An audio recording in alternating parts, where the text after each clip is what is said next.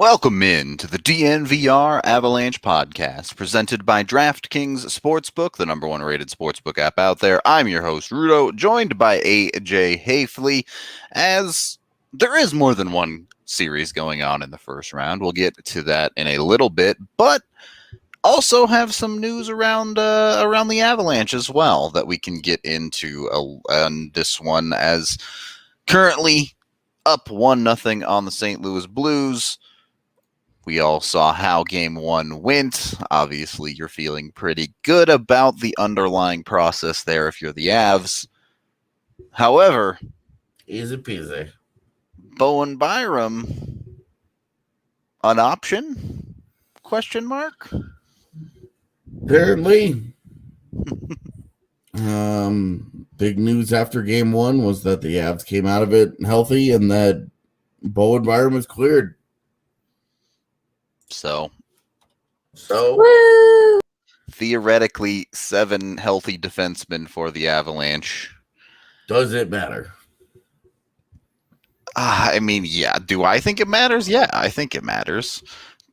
But you look at last game again, and you go, the Avs outshot the Blues 50-23 with that lineup. And maybe you think you don't mess with that? I mean... Yeah.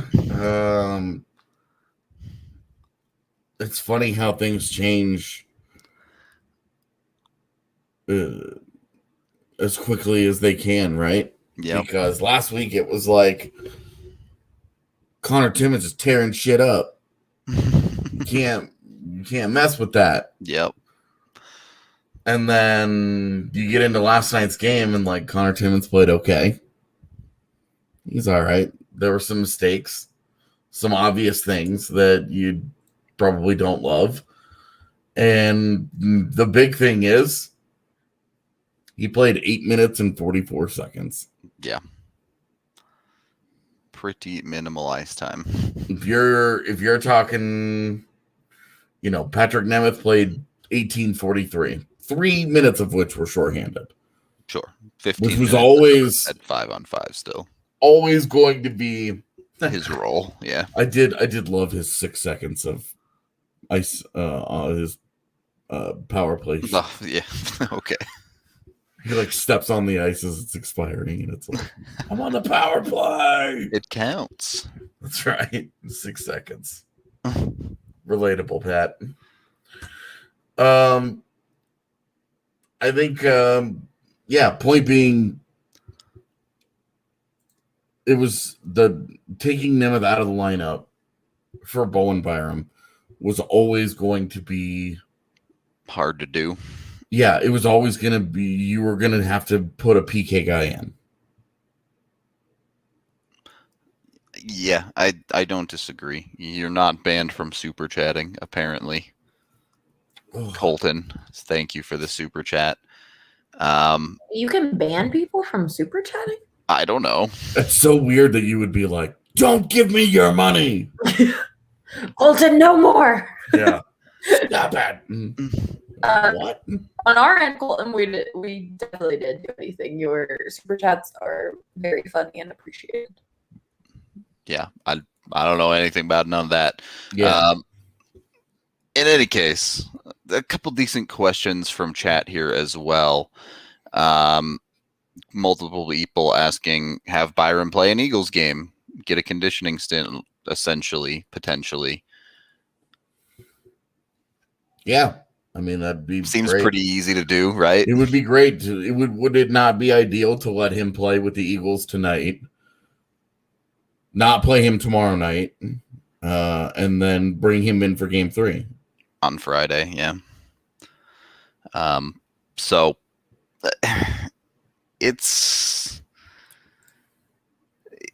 is it that simple that Timmins is just going to have the shortest leash here with Byram lurking?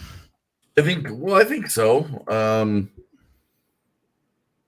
It's on Timmins to stay in the lineup. It's on Timmins to play and figure it out. Yep. I think it's a little messed up that he had played so well. And in game 1 gets 9 minutes. Yeah, they definitely, I mean, without getting into this entire conversation of what is really giving a player a fair shake again, because we've gone down that road a few too many times. Well, and I mean, it would not apply to Connor Timmins. Definitely not. And like, on the whole, he's had he played 31 games this great year. Opportunity, yeah. Like the only reason that this is a conversation is because Nemeth went in. Yeah, the Eagles playing in California is a complication that I completely ignored with the whole Byram thing because of the COVID restrictions of specifically you can't hop on. They can't do what they normally do, which is just get a flight. Send him the private jet. Get him out there. I doubt they're going to send the charter for him to go out there, play one game, and come back. So, totally relevant part of the conversation that I just ignored. But that said, with Timmins, it's really just about Patrick Nemeth and the role that they are comfortable with him, and the role that they really have envisioned that Nemeth plays across 4 rounds. He plays 12 to 15 minutes for you, kind of depending on how the game goes. Last night was a lot of even strength time. So, they were able to, what they did last night is they used Sam Girard to kind of elevate all of the other pairings, because Taves and McCarr mostly played together. And then Girard played at least 2 minutes with all 5 of the other guys. He just rotated, basically. Situationally, they had Girard just moving around the ice. So I think that's kind of how they're going to want to go about this, is that they've got their big 3 that they want to focus on, and then at even strength they will adjust as needed. And then look, Timmins wasn't going his best last night. We also, I will bring it up. I don't know what kind of factor it played. He also had the foot injury in the last regular season game where he didn't play in the third period. So he might have just been a little bit of he just might have been sore. Right? He might not have been feeling 100% or whatever. So, I mean, looking at game 1, it's tough, right? Because at the end of the day, at 5-on-5, Patrick Nemeth was one of the best possession rate players on the team. He went 20-7, right? 20-8, I think, was the final, according to NatStat right now, this second. Okay. But cool. Either way, super good. Does not significantly change the point. Yeah, right. Exactly. The third best Corsi 4% on the team. So extremely good in that regard. But, and this is something that was brought up a lot at the DNVR bar with Evan and Blaze and I. You're holding on to your butt every time Nemeth and Graves are out there as a pairing. And that's avoidable. Right. Just don't play them together. Right. You just don't put them on the ice together. Yep. It's not a super complicated fix, is it? For me, it's that simple. And that requires, the only way to make that, to ensure that happens, that requires more faith in Timmins than they showed last night. Yep. So they have to take the chance somewhere. They give Timmins more shifts. They reduce the chance of, or they eliminate the chance of Graves and Nemeth shifts together. For the record, everyone's Corsi was just fine last night. Yeah. So not a single player. Martin Kaut is still with the Eagles right now. Yep. We'll see what happens with the Eagles guys when the Eagles are done. we'll see how many of those guys actually hop up and join the team and blah, blah, blah, blah, blah. There is no one, as much as I would love to see Cal play, don't get me wrong, there's no one that is pushing for a spot like Byram is on the defensive side for the forwards. Well, Byram, the big difference is that Byram was an NHLer, right? He was very good. Exactly. It was imperfect. Like it wasn't like he was dominant or anything. There was very little offense coming from him, but he was very good defensively. And he brought a whole other element to their middle-ish pairings because he could get out there with a Graves or a Nemeth or a Timmins, and he could break a puck out all on his own, no problem. With Timmins has way more puck skill than both Ryan Graves and Patrick Nemeth. Sure. It's just different. It's not like with Gerard Taves and Makar where he's going to use his legs to really aggressively push play. It's all about vision and distribution for him from the back end. It's seeing the ice and reading the play. And just a high IQ player, just understanding what's happening. Yep. Processing the game very quickly. With Byram, and the reason that I'm comfortable just throwing Byram in there, he's an ultra competitive guy who has elevated his game both on international stages and in postseason play. And look, he's only been successful everywhere he's been. And that includes his 19 games in the NHL this year. He was really good. And if they don't think that they're going to get any kind of a difference maker out of Connor Timmins in the postseason, rotate that guy. Give both you. Look, I hear you. Don't keep the better player out on a maybe. You just can't. It's nothing against Timmins at that point. I have two questions for you here. Oof. One, as Chad is mentioning about Newhook, and we talked about it on Newhook the other night. Yeah.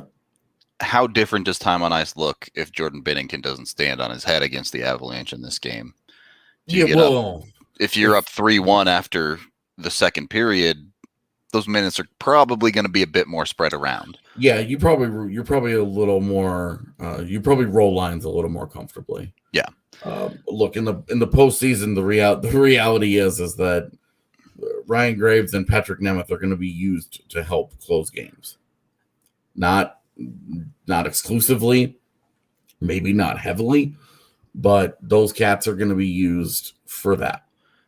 And two, if and when Byram inevitably gets into the lineup, what is his ultimate role on this team? Because let's be honest, Connor Timmins playing 8.5 minutes, that there's no role there. That's just Jared Bednar playing him when he thinks he can afford to play him.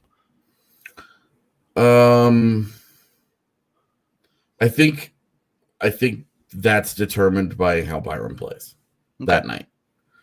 If he's pretty fluctuating, yeah. If he's really looking good, and I think the same is true for Timmins, for that matter. I think if he had played the way that we had seen him play against some of the teams, had he played like he had for the last 2 weeks, really that way last night, I think he probably would have seen more ice time. I think you're probably right. Yeah.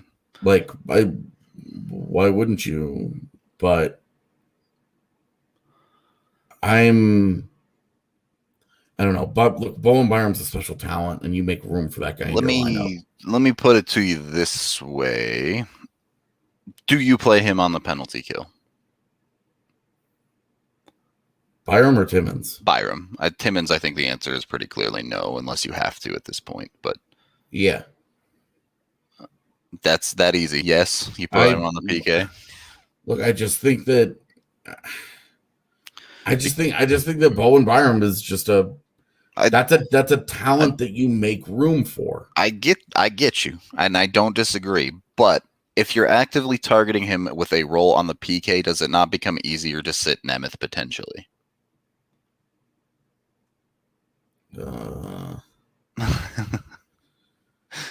Now you get into tough positions. No, I just don't. Look, me personally, I'm sitting sure. low. Look, it's clear we like Timmins. I get that. Yeah. The Avalanche, the assumption is pretty straightforward when a team like the Avalanche goes out and gets a guy like Nemeth. He's a veteran, 2, a known quantity to the team, 3, plays a specific role. It's going to take a lot to get a guy like that out of the lineup. That said, Alex Newhook's in the lineup. Carl Soderberg wasn't for game 1. So it's like, no, there is a back issue at play with Soderberg. How much of that is a factor, I don't know. But we're talking about this on the defense, like Patrick Nemeth can't come out, all veteran, blah, blah, blah. But Carl Soderberg just sat. Well, Alex Newhook played 6 minutes. So, Newhook's ELC burned the second that he signed it. So, not a conversation. Yeah, I want to get to that super chat in a second. We do need to get to our first period break first. So, we are brought to you by Breckenridge Brewery. Well, head on down to the DNVR bar. Yeah. Don't have to apologize for being good at your job.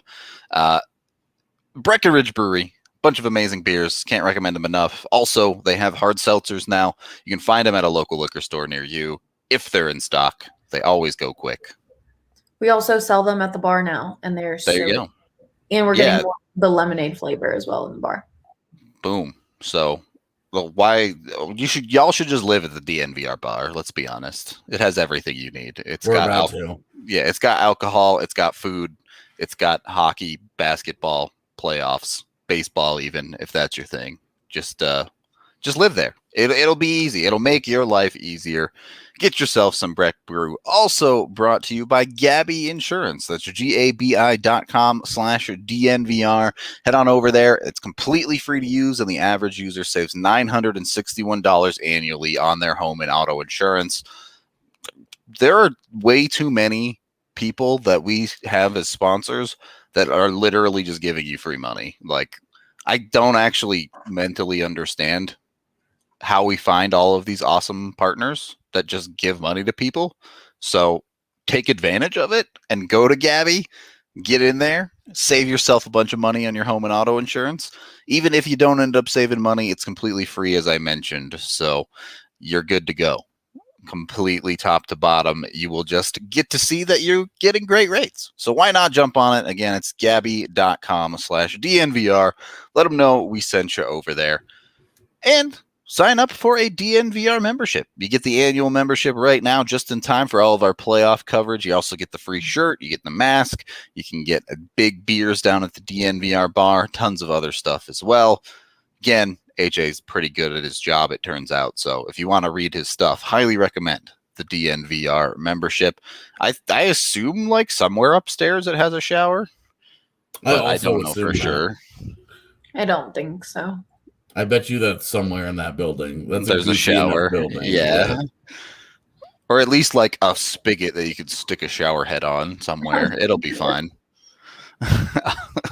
In any case, second period of the DNVR Avalanche podcast. Let's get to Colton's question here.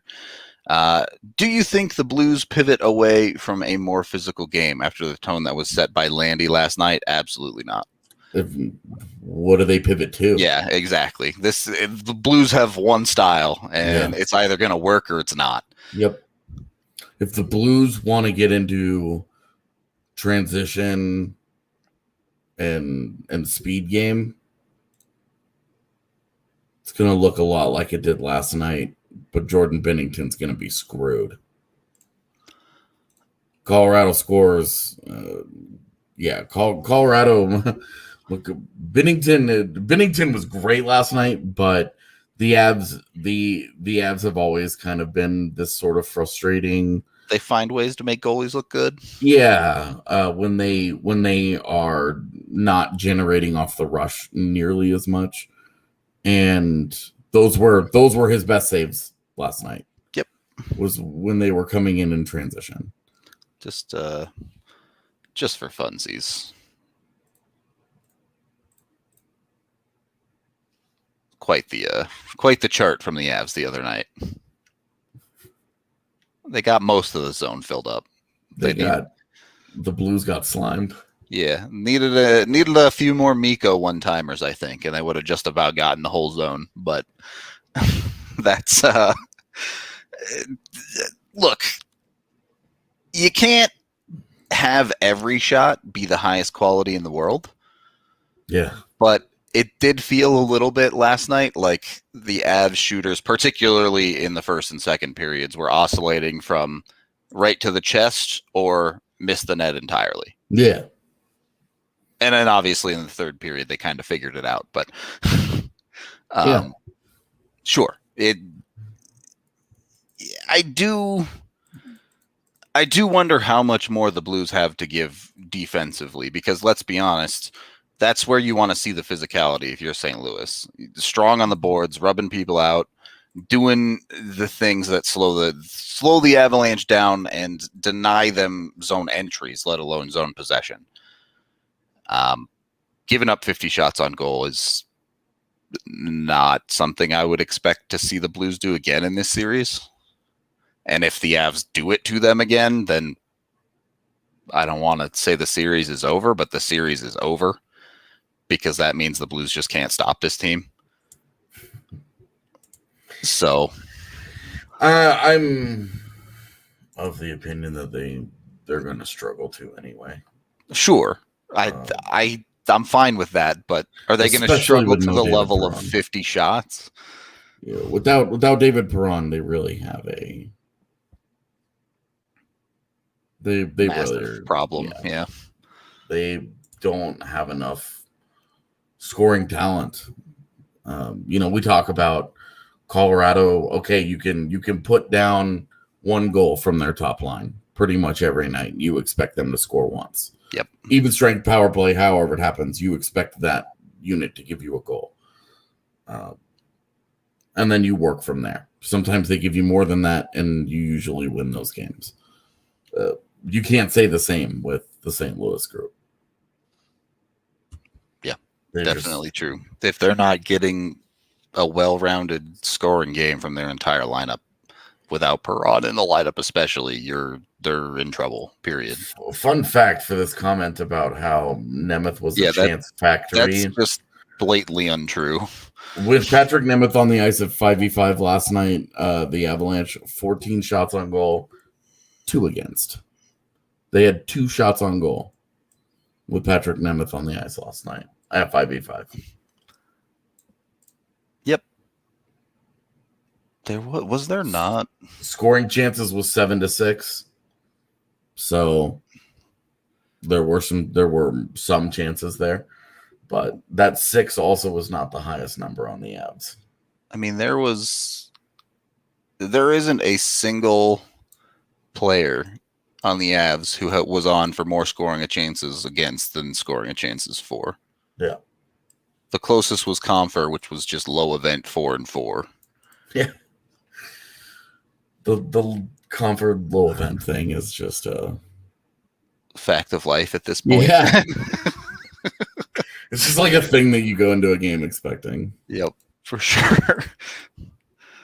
So, I mean, Nemeth was on the ice for the Blues goal, as was Sam Girard. Yep. I mean, as was Connor Timmins. The old triple D situation. Oh no, Nemeth was not. Sorry. Oh, there you go. AJ just can't read. It's okay. Yeah. Getting across those columns sometimes can be a little. Look at those numbers. Not a single Av had an expected goals against of even 1 in that hockey game. Yeah, the highest was Taves. Yeah, at 0.78, and that's mostly just because he played a billion minutes. Yeah. Taves on the ice for 11 shots against last night. But not bad. 19-4. Yeah. Look, the underlying numbers that game was a shit kicking. Like, if you Makar, he was on the ice last night for 20 shots on goal, 6 shots against, 17-4 advantage in scoring chances, and 6-1 in high danger chances. I mean, yeah, that's just dominance all the way around. We talked quite a bit about Kadri last night. Yep. Go check out last night's show if y'all want to listen to all that stuff. Yeah, the Oh Boy shirt that Blaze was wearing last night, you can find that in the DNVR Locker. Yep. Check it out. It's a dope shirt. We have lots of dope shirts, in fact. Highly recommend. Yeah. Go look through and it would be great to get Byram back so that we could actually Four Norsemen make sense again. Yeah. We released the Four Norsemen shirt and they played like 2 more games together the rest of the year. And then one of them at least has been hurt since Dang it. I don't expect anything from Ryan O'Reilly. Yeah, I don't. What we saw last night was a continuation of what we saw in the regular season. Yep. Ryan O'Reilly got housed by Nathan McKinnon in 6 of the 8 games that they played. He got housed last night. What were the actual numbers? Let's see. They were actually pretty close because through 2 periods, so O'Reilly had the better of that matchup, and then they finished dead even. And I think going into the 3rd period, it was like 2-10 for McKinnon.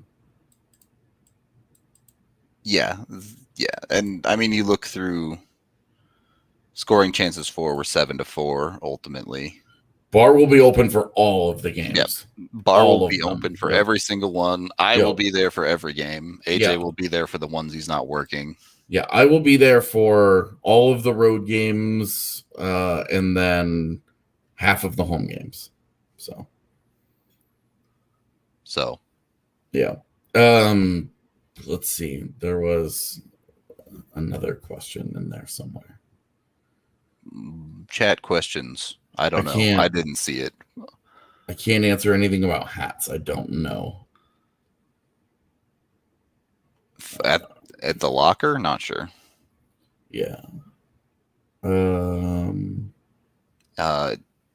Well, AJ's looking for a question. I thought I missed something, but I guess we touched on. Anyway. Nothing on Perron yet. He's still in protocols, all we know, really. Yeah. They will release their list today.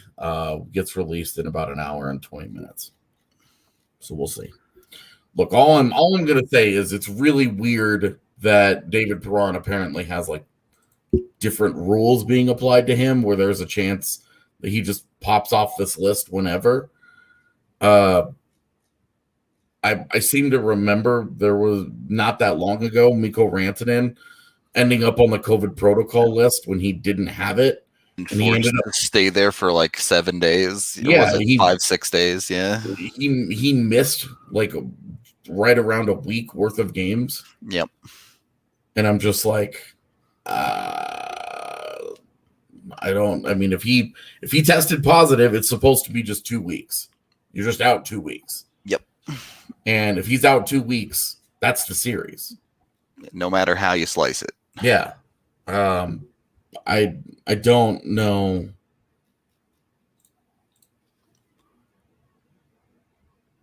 Yeah, I'm just not sure. I'm just not sure what's going on with these protocols and what his situation even is. I check in with the Blues writers and they don't have any answers. I watch the Blues pressers and their head coach doesn't have any answers. Nobody knows the secret. And I'm like, okay, well, cool. I don't have any idea then. What can you do? You don't know. So it is what it is. I'm in Utah. I love the Avs and have season tickets to the Grizzlies. Any chance in the offseason you'd cover them for like 5 minutes? There isn't really a lot to say. from an Avalanche perspective, they have a couple of guys that go down there who tear things up because they shouldn't be there. And then they come back for a little while.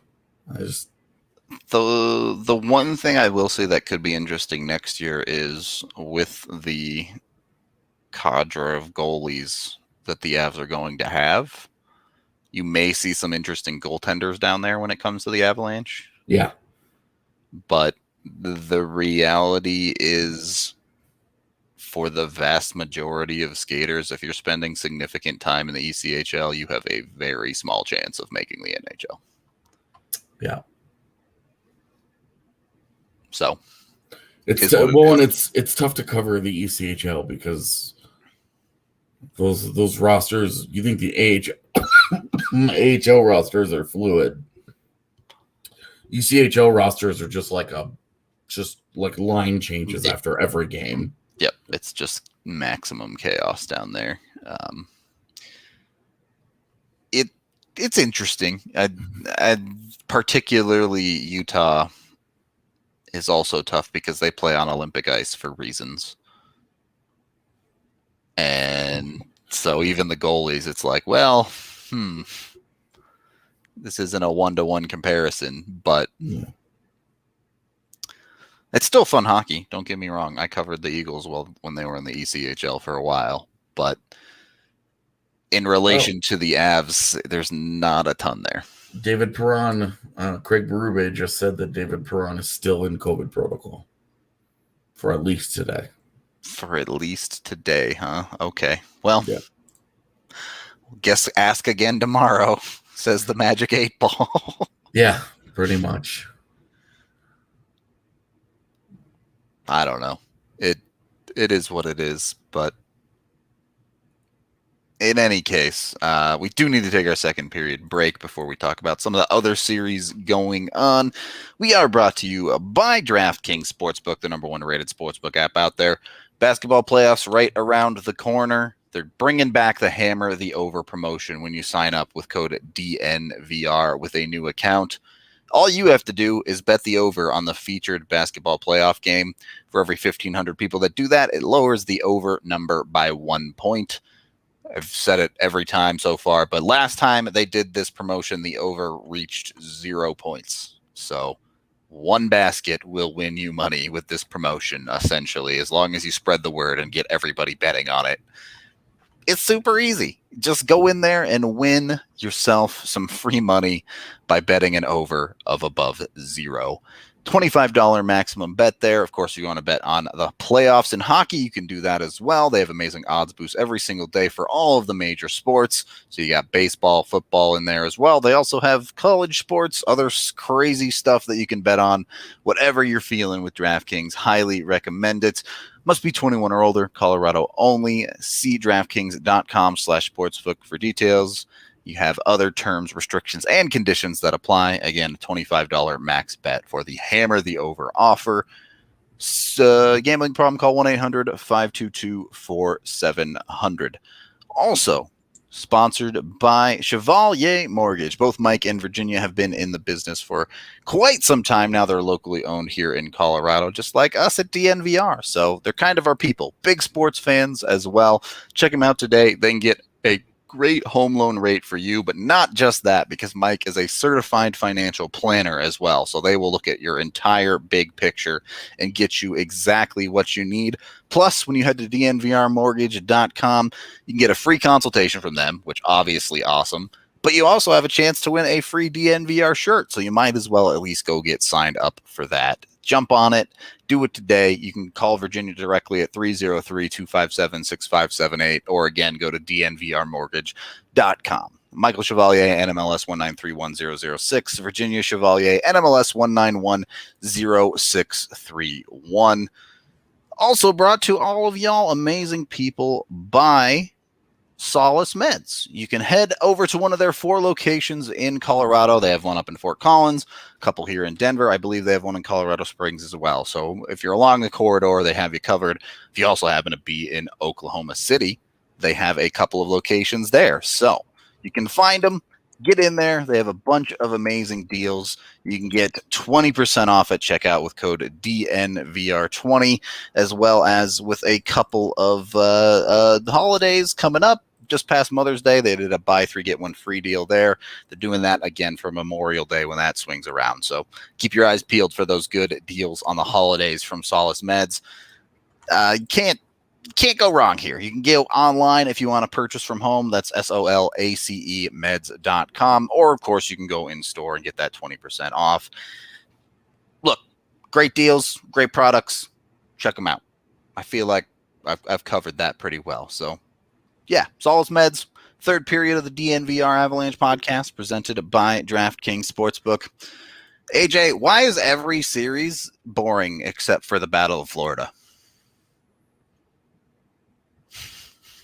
I don't have an answer. Okay, fair enough.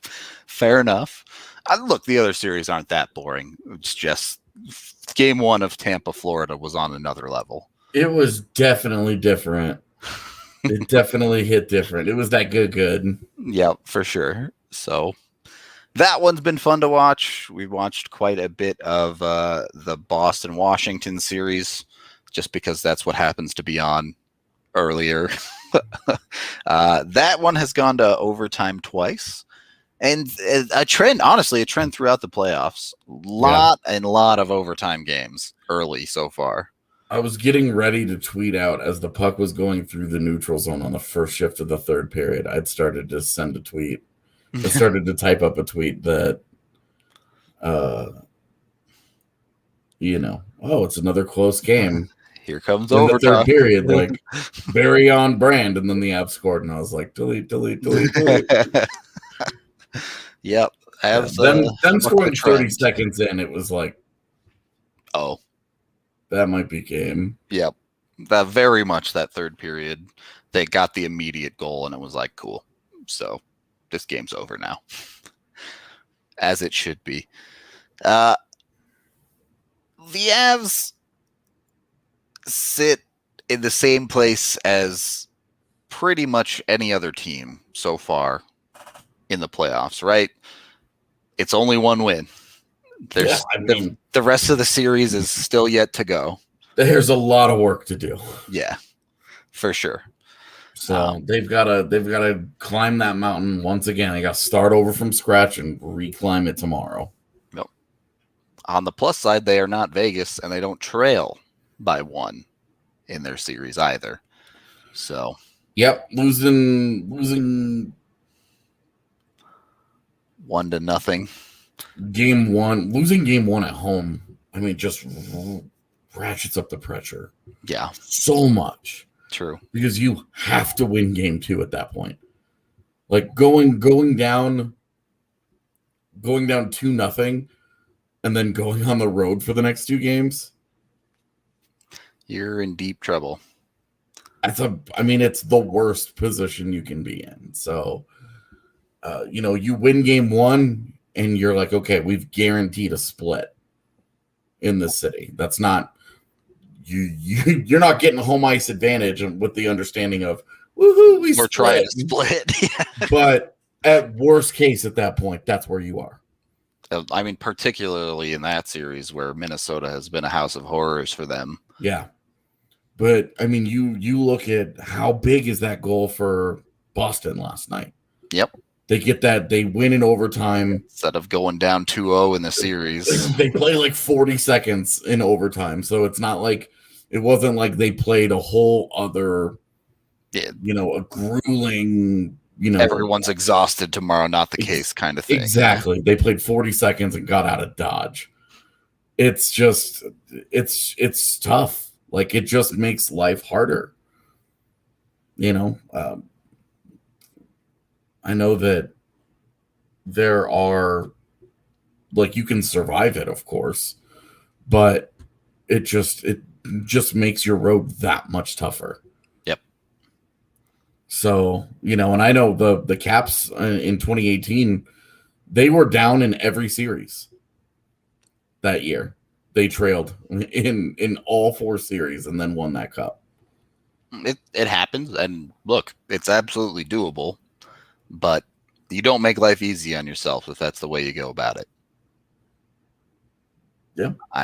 It's that simple. And the Avs have put themselves with the first win instead of a first loss. So, yeah, driver's seat. Well, in that Vegas Minnesota series, I mean, game one, what do you even say? Yeah, Vegas got a score. Well, and this is kind of their identity crisis, right? I mean, they were up 3-1 on Vancouver last year. Yep. Thatcher Demko comes in and just freezes them out, basically. It looked just like game one against Minnesota. They destroyed in shots. An entire period looks like a power play for them. They just roll lines and own the puck. And it didn't matter. And Cam Talbot's just like, all right, well, I'm having the game of my life. What you gonna do? And you want to talk about a team that actually does make a goaltender look better sometimes. Yeah, especially with no Max Pacioretty. Yeah, who's like their dynamic goal scorer. Yep. I always, Mark Stone's a great player and blah, blah, blah, blah, blah, but I can't get away from this feeling that there's something missing with him. He didn't show up against the Avs all season. Yeah. He didn't do much of anything against the Avs. He had like 2 or 3 points against the Avs.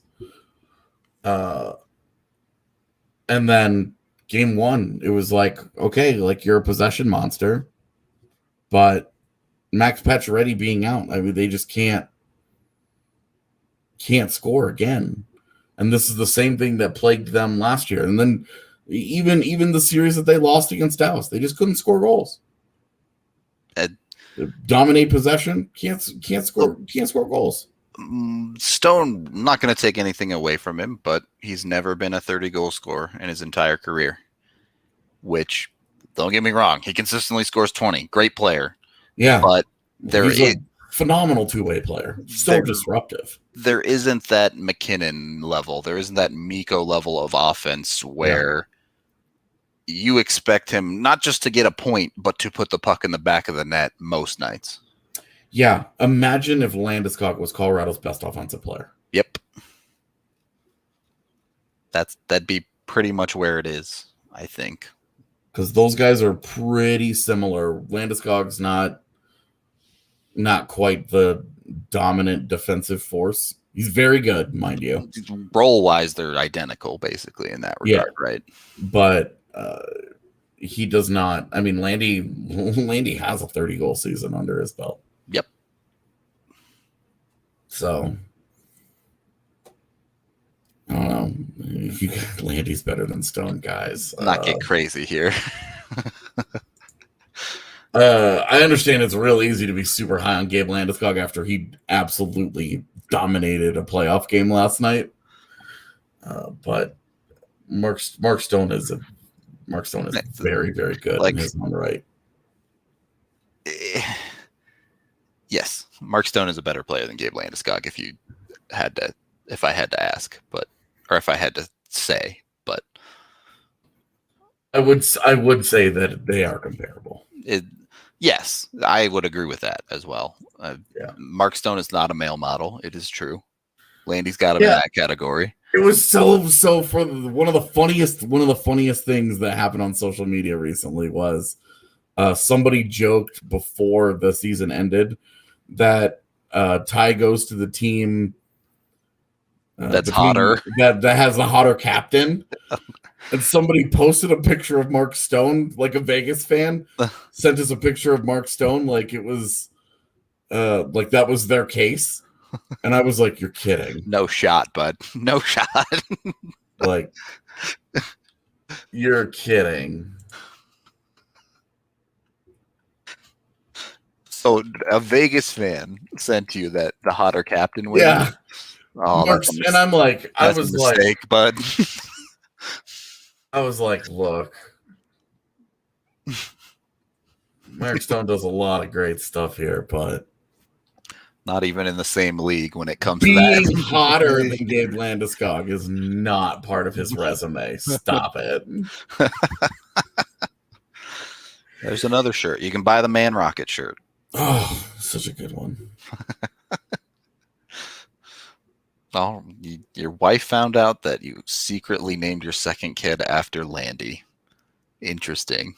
I have no issue saying Landy's a better captain. I think he's one of the best leaders of across the league. Look no further than that Shen throwdown last night. Yeah. Landeskog's just a great NHL player. Yep. Dude's dope. I don't know what else to tell you on that one. In any case. Huh?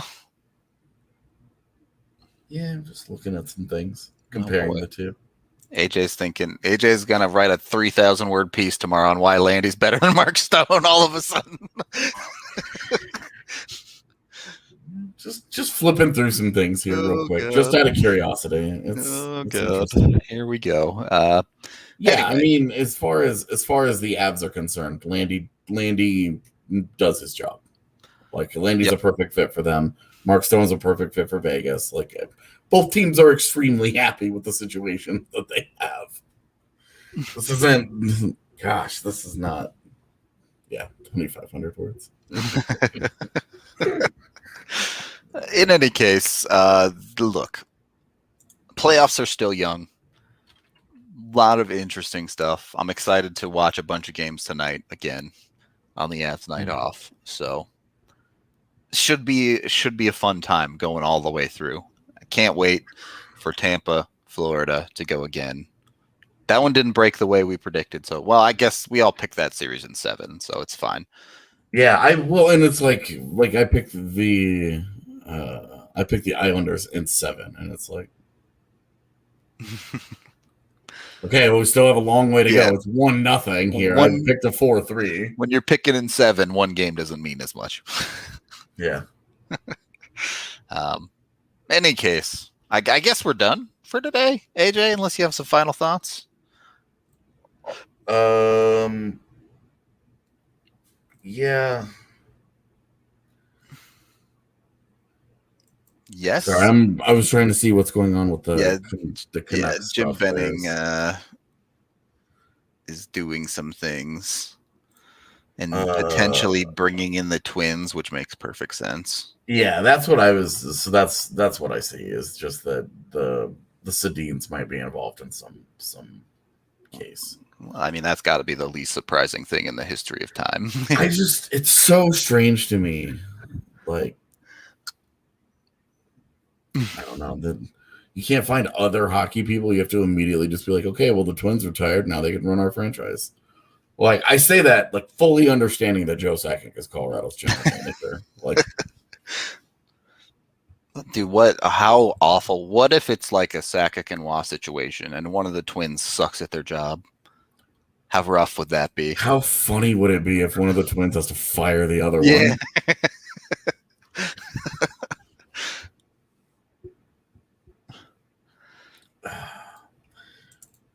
Anyway, there's something developing in Vancouver, but yeah. What are Colorado's real quick? What are Colorado's top 5 Avalanche playoff moments of all time? Yeah, because I got to 1 and I got to 2. Yeah, I can get to 2 pretty easily. And then I was You did say Kale was 5. Kale's first one. I will probably put him at 5. Probably a good chance that they're in the top 5, yeah. It's just that's a first round game, so it's hard to elevate it too high. Yeah. Chris Drury overtime goal against LA, maybe. I was thinking game 6 in 2001. Yeah, that's a good one. Yeah. Which McKinnon OT winner against Minnesota or Calgary? Yeah. Neither one of them is an all-time great. The moment. Calgary one wasn't like an amazing play, and the Minnesota ones I feel like are tainted by the lost series ultimately. The Calgary one is like game 2 of the first round. To be honest, if you're taking something from the Calgary series, you're taking the Grubauer save.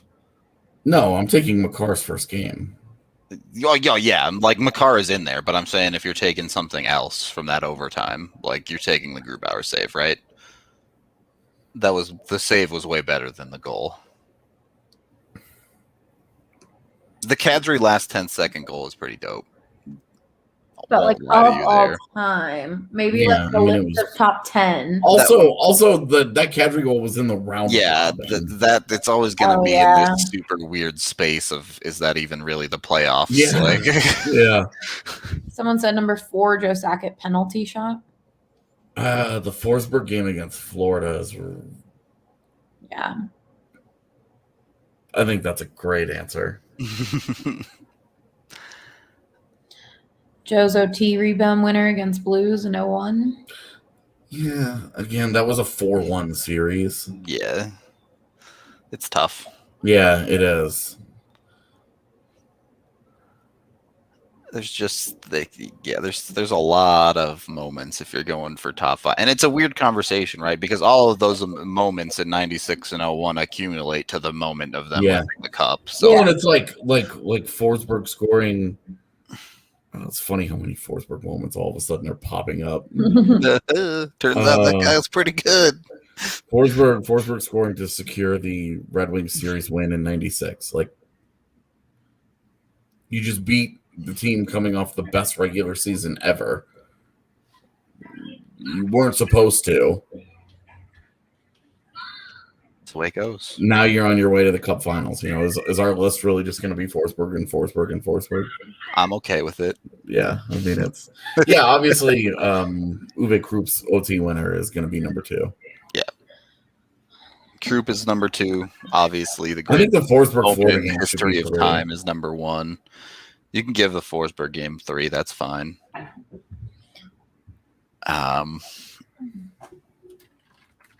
Yeah, I don't know. Wall's incredible game 6 in New Jersey. Best goalie performance I've ever seen. Honestly,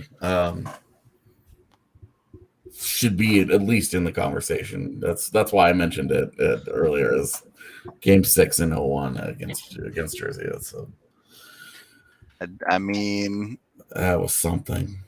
Oh, Josh said, are we lumping Bork's Cup lifting in with winning the actual? I'm putting the Bork Cup lift into a game 7 box. Yeah. So that it's not like, oh, it's okay. Well, number 1 is Bork lifting the cup, and number 2 is Krupp's game winner, and then number 3 is Sakic scoring in game 7, and number 4 is Tanguay scoring twice in game 7. Yeah. So I'm putting all of game 7 into one moment. I mean, Ray Bork lifting the cup is the greatest moment in the history of time. I will hear no other answers to that. But yeah, a weird one, because I don't think it's like one of the best moments in Avalanche playoff history necessarily, but the Claude Lemieux hit on Chris Draper did spark one of the greatest rivalries in the history of sports. Yeah, I would say probably not for the list that we're making here for sure. That we're being asked to make.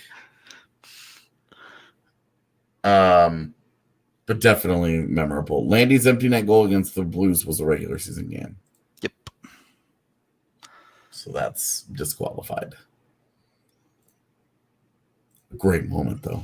The dog pile, right? Like, you talk to any Avalanche fan that remembers that game. Just say the dog pile and everybody knows exactly what you mean. Everybody knows about the dog pile.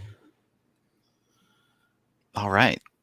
Well, I don't know if we did a great job of formulating that list, but we did our best, I guess. Well, I think, look, first of all, it's not our thing. We're being asked to make this list on the fly. So True. Yeah, the Craig Anderson shutout where Dan Boyle scored into his own net would be pretty was pretty funny. Definitely not a top 5 moment, but a good one for sure. Yeah, I don't know. I'm out of ideas. Go make a top 5 moment this year, Evs. That'll solve our problem with this list. Well, no, because this list is for a TikTok to go out in the next week. No, you can wait another series. It'll be fine. We'll have to think about it a little bit. I think I know what I'm going to put the list as. Oh, and boy. then if people, if you and Evan have strong objections, then we can. I doubt that I'll have strong objections. We can ignore you. Just don't put anything dumb in there, and it'll be fine. Yeah, I mean, obviously, we're going to put great moments in. Okay. On that note, we are going to wrap up for today's show. Except for someone is telling us to wait. Wait. Wait for what? I don't know. What are we waiting for? Oh, yes, we did. We saw that. We yeah. did. Yeah. At least one more day of him in earlier. protocol. Who knows if there'll be another day on that, but we'll see. He's in COVID protocol on the day off. It's like, all right. Cool. Ask again tomorrow. We will be back tomorrow with a post-game show live from the DNVR bar. We hope all of you will join us for that. They're awesome. If you can make it down to the bar, would recommend. It was a sick atmosphere the other night. And I'm excited to be there tomorrow. Pepsi Center was rocking, but I was also like, man, this would be fun to be at the bar right now. Yeah, bar was popping for sure. Just as a heads up here, I know how this goes. A lot of people have said that they are planning on stopping in Friday night for Game 3. Get there early. A lot of people have said that. A lot of people. I know how it is. Like when you RSVP to something and you can immediately remove 20% of people because they just won't show for whatever reason. But a lot of people have said that they are planning on making it down to the bar Friday. We lifted all those restrictions just in time. Yep. I would recommend getting there early just because it's going to be a madhouse. The bar is going to be popping on Friday night. So it's a Friday night. It's an away game. Get there early and carve out space. Get there, bring friends.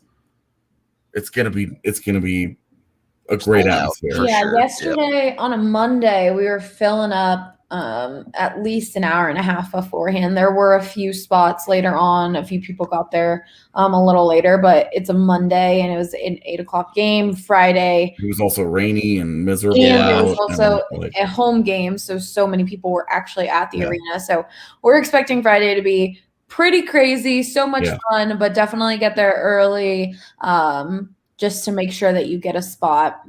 And we keep getting this question. Do they have to be 18 to get into the bar still? So it is a family bar, but if you are staying there, I believe past 9:00, then you need an adult, or I think you need an adult with you. It can't be like a friend who's 21. It needs to be like a family member or a guardian or someone like that. So sort of. Yeah. So during the day, like you're always welcome into the bar, but at night, it gets pretty hectic in there. So they just require for you to be with an adult if you're under 21, past like 8 or 9:00. Cool. That's what I thought, but wanted to. We get the question all the time, and I never really know how to answer. Yeah, I didn't know the answer to that either. Yeah, that's what I was told like a while ago. So you can always call and just double check. But yeah, so like the 3:00 game on Sunday, you would most likely show up and drink mimosas at 11 a.m. Yeah, buzz all day. If you're under 18, if you're under 21, then that's a good game to go to, since it is at 3:00. And if you ever have any issues like that, tweet at us and let us know. Like we are separate from the bar, but we definitely can come and like help out and make sure that everything is okay. So tweet at DNVR Avs, DNVR Sports, or at one of us, and we'll get that taken care of if there's like any misunderstanding with the bar. Also, if you guys are there and you guys want us to come and say hi, just let us know. Yeah. I as a vaccinated person now, I'm comfortable coming to say hello. So exciting. Yeah. It'll be awkward, and I won't know what to do in that situation because I'm a weird human being, but I will happily come down and say hi. Can confirm. Just like when you see us walk through the bar, because usually we sit upstairs, but we come down all the time. So if you see us walking through the bar, just like shout Rudo, and I'll look around and come find you. Yeah, be like the guy at the Ball Arena last night as I was on the escalator down and just shout my name, and I'd like look around. I thought I heard it, and it was like, that guy just say my name, and I like turned around, and he was I don't know, like halfway up the escalator, and he goes, "Hi," and I was like, "Hi," and I would have stopped and chatted longer, but I was on my way. I had to get to the bar, and so I was like, so that's something something on an escalator. Yeah. That's something else I wanted to bring up. After games, we will be going live. Don't worry, we did a show for every post game of the regular season. We will be doing a show for every postseason game. They might just take a little longer because we don't want AJ or Evan or whoever might be coming from the arena to be there like at the very end, like an hour in. So we might wait like 10, 20 minutes to just give them a little bit of a chance to head to the bar. So definitely you can ask us and tweet at us. I had a few people tweet at me yesterday asking, but we will always have a post-game show. Other question. This is actually an Allie question. Are we at some point planning on showing the pod in the bar? Or having the audio? Yes. Okay, cool. Definitely. At least on one TV. Okay. I just don't know. I don't know, like, that's a question that people have been asking is, if I come to the bar, can I then listen to the post-game podcast while I'm still there? Yeah. So we will definitely try, especially like last night we could have done it. Speaking of, someone pulled me aside last night when I was downstairs helping out and said, "Hey, can I buy the guys upstairs a shot? I love them. I know you're producing, but like," and then he ended up leaving, but whoever you were, thank you. Maybe next time. We didn't get to it, but it was also a Monday and the guys needed to drive home. So, but thank you for offering that. But yeah, we will be playing it. And right now I've got the speaker set up. So Rudo was helping me out. But whenever they score, we've got the Avs goal song going. We've got all the small things happening in the third, in intermission between second and third. We had the amazing Colorado Avalanche, the greatest team around song on there. So we really are trying to make it such a fun experience, especially if you can't make it to the actual ball arena. I love how half our soundtrack is just Gregor Jan songs. Shout out Gregor. He makes amazing stuff. You are amazing. I then had the Colorado Avalanche songs stuck in my head for the rest of the day, and I was not complaining. We're going to get the Miko song stuck in all of your heads in one of these games. Don't you worry. And if you know the songs, please sing it, because I played the Miko Rantanen song once, and a lot of people at the bar were like, what the fuck is Look, if you know, you know, okay? Like, I was upstairs, and I could just see people, like, looking at each other, like, very confused. So I was like, maybe I won't play this. Okay. I'll play it. I don't care. All right. I think we've answered all of our own questions at this point. So time to end the show. Thank you, everyone, for hanging out. We appreciate all of you. Hope to see you all down at the bar tomorrow night or this weekend or whenever y'all can make it out. Until then, we will talk to you all later.